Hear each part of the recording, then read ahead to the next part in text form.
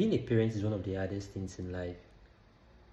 It has no perfect manual, but love, mistakes, and lessons. And one truth about parents failing is that most parents don't mean to fail, but they are rather hypocritical. Now, what do I mean when I say hypocritical? It simply means their words and action don't match. Parents often tell their kids what's right, but they don't live by it. Not because they are evil, but because they expect perfection from their children. Why? Excusing their own flaws. As parents, you tend to place so much expectations on them. You expect them to be disciplined, while you don't practice self-discipline. You expect them to learn, while you don't learn to improve yourself. You do all this without knowing you failing to learn or improve yourself is also a limitation to your children. Because you can't give what you don't have. Yes, make it make sense. Parents don't grow with their children. They forget these kids change.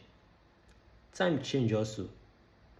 But some parents never adjust.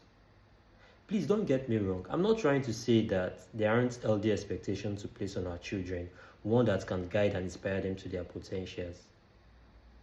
When I mean healthy expectations, I'm talking about expectations like, I expect you to do your best, not to be perfect.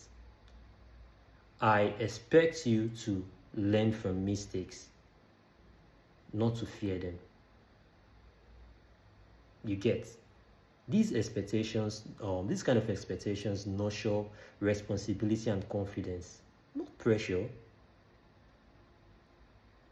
If as a parent, your children or your kids have never desired to be like you or desire to have any positive character of yours or even want to take you as a role model, then you have failed as a parent.